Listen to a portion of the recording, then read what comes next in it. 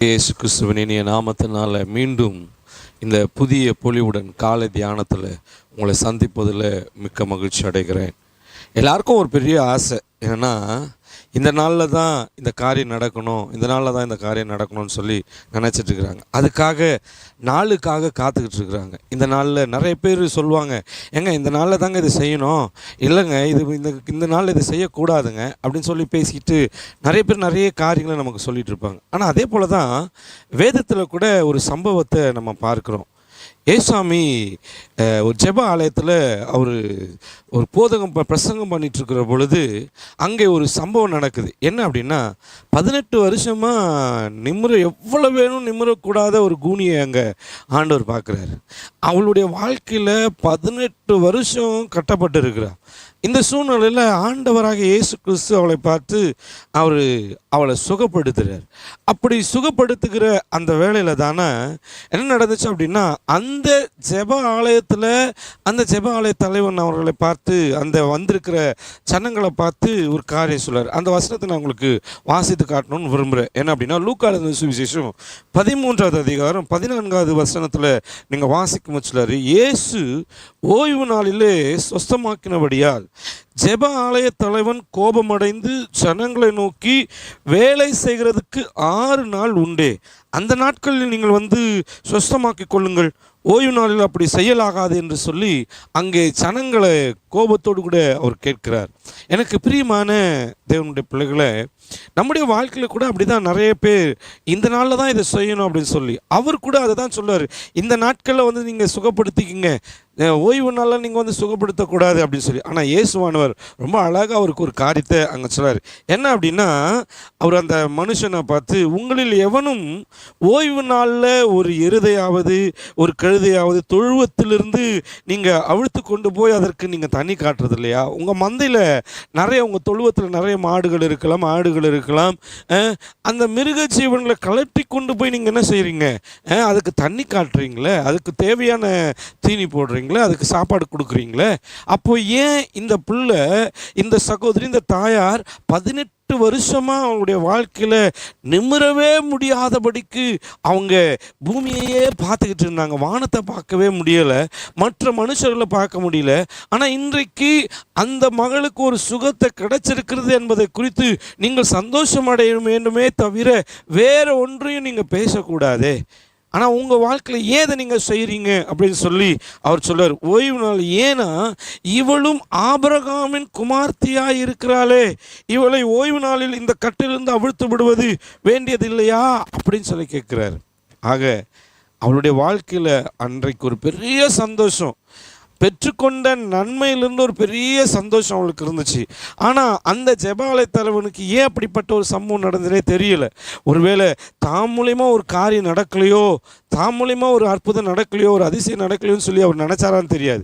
ஆனால் எனக்கு பிரியமான தேவனுடைய பிள்ளைகளை, நாட்கள் உங்களை தேடி வராது, ஆனால் இயேசுவானவர் உங்களை தேடி வருவார். இன்றைக்கு காலையில் இந்த புதிய பொலிவுடன் இயேசுவானவர் உங்களை பார்த்தான் சொல்கிறார், உங்களையும் உங்கள் குடும்பங்களையும் உங்களுக்கு உண்டான எல்லாவற்றையும் இயேசுவானவர் தேடி நீங்கள் ஒருவேளை எத்தனையோ வருஷங்களாக, மாதங்களாக, நாட்களாக நீங்கள் கட்டப்பட்டு சிறைப்பட்டு ஒருவேளை அவைகளிலிருந்து வெளிவர முடியாதபடிக்கு நீங்கள் இருப்பீர்கள் என்று சொன்னால், என் ஆண்டவர் இந்த காலையில் உங்களை பார்த்து தான் சொல்லுகிறார், நீங்கள் இன்றைக்கு உங்கள் பலவீனத்தினின்று நீக்கப்பட்டா என்று சொல்லி. அந்த ஸ்திரீக்கு அதுதான் சொல்லுகிறார். அந்த ஸ்திரீ அந்த ஆலயத்தில் நிமிர முடியாமல் எத்தனை வருடங்கள், இந்த 18 வருடங்களை அவளுடைய வாழ்க்கையில் எவ்வளவு மனக்குழப்பம், எவ்வளவு அவளுடைய வாழ்க்கையில் நான் எப்பொழுது எனக்கு ஒரு விடுதலை கிடைக்கும், எப்பொழுது என்னுடைய உறவுகளை நான் ஒழுங்காய் பார்ப்பேன், அவர்களோடு கூட எப்பொழுது நான் ஒழுங்காய் பேச முடியும் என்று சொல்லி அவர்கள் எத்தனை நாட்கள் அழுதிருக்கலாம், கண்ணீர் வடித்திருக்கலாம், அவர்கள் மனதிலே அவர்கள் மிக வேதனையோடு கூட இருந்திருக்கலாம். எனக்கு பிரியமான தேவனுடைய ஜனமே, உங்களுக்கும் அப்படிப்பட்ட உங்களுடைய வாழ்க்கையில் இருக்குமானால் இன்றைக்கு என் ஆண்டவர் உங்களை பார்த்தான் சொல்லுகிறார், உங்கள் பலவீனத்திலிருந்து உங்களுக்கு ஒரு விடுதலை கொடுக்கும்படியாக என் இயேசுவானவர் இன்றைக்கு இந்த காலவெளியில் உங்களை தேடி வந்திருக்கிறார். ஆகவே இன்றைக்கு நீங்கள் உங்கள் வாழ்க்கையில் அவைகளை அறிந்து நீங்கள் இயேசுவானவரை நீங்கள் அழைத்து, ஆண்டவரே, நான் இன்றைக்கு எந்த பலவீனத்தில் இருந்தாலும் அந்த பலவீனத்தை வசனத்தை சொல்லி இவைகளிலிருந்து நான் விடுதலை பெற வேண்டும் ஆண்டவரே என்று சொல்லி நீங்கள் கேட்பீர்கள் என்று சொன்னால் நிச்சயமாக என் ஆண்டவர் உங்கள் வாழ்க்கையில் அற்புதங்களை செய்வார். நிச்சயமாக என் ஆண்டவர் உங்களுக்கு ஒரு விடுதலையை கொடுப்பார். நிச்சயமாக என் ஆண்டவர் உங்களுக்கு ஒரு பெரிய ஆசீர்வாத நன்மையை கட்டளையிடுவார் என்பதிலே சந்தேகமில்லை. எனக்கு பிரியமான பிள்ளைகளே, இன்றைக்கு ஆண்டவர் உங்களை பார்த்து சொல்லுகிறார், உங்கள் பலவீனத்து நின்று அந்த ஸ்திரியை பார்த்து சொன்னார், அவளுடைய வாழ்க்கையில் பலவீனத்து நின்று நீக்கப்பட்டாய் என்று சொன்ன பொழுது வேற ஒன்றுமே செய்யலை. அவள் உடனடியாக தேவனை மகிமைப்படுத்தினாலாம். அந்த வார்த்தை அப்படிதான் சொல்கிறது. அவள் மேல் தமது கைகளை வைத்தார், உடனே அவள் நிமிர்ந்து தேவனை மகிமைப்படுத்தினாள். இன்றைக்கு உங்கள் மேலே அவருடைய கரம், நீங்கள் எந்த இடத்துல இருந்தாலும், நீங்கள் எந்த சூழ்நிலையில் இருந்தாலும் இயேசுவானவர் உங்களை பார்க்கிறார். இயேசுவானவர் உங்களை தேடி உங்கள் அருகாமையில் வந்திருக்கிறார். அவர் உங்கள் மேலே கையை வைக்க வேண்டும் என்று விரும்புகிறார். அவர் உங்கள் மேலே கைகளை வைக்கும் பொழுது நீங்கள் சொல்லுங்க, ஆண்டவரே உம்முடைய கரம் என் மேலே வைக்கப்படட்டும்.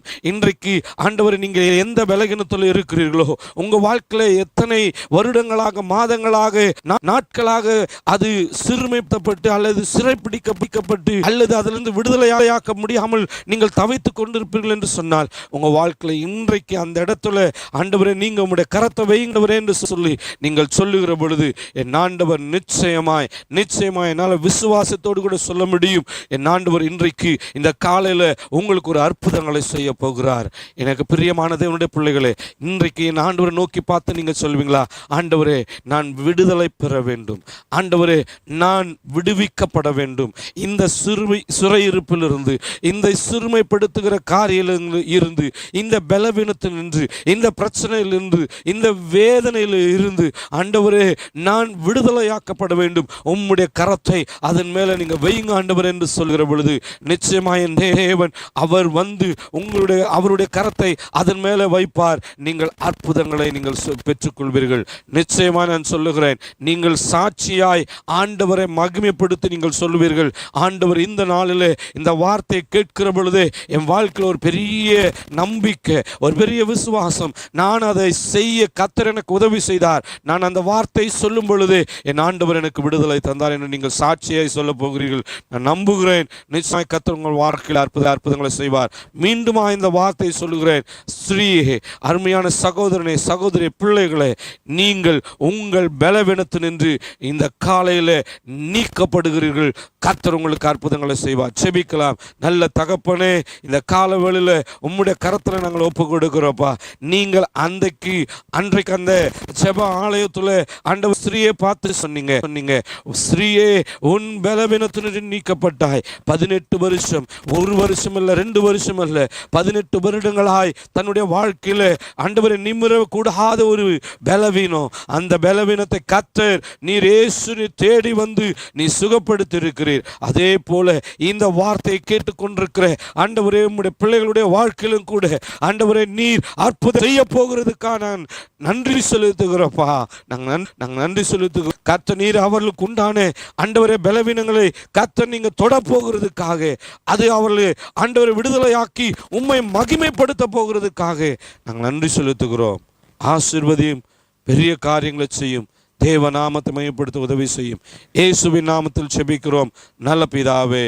ஆமேன், ஆமேன், ஆமேன். God bless you. கர்த்தர் உங்களை ஆசீர்வதிப்பார்.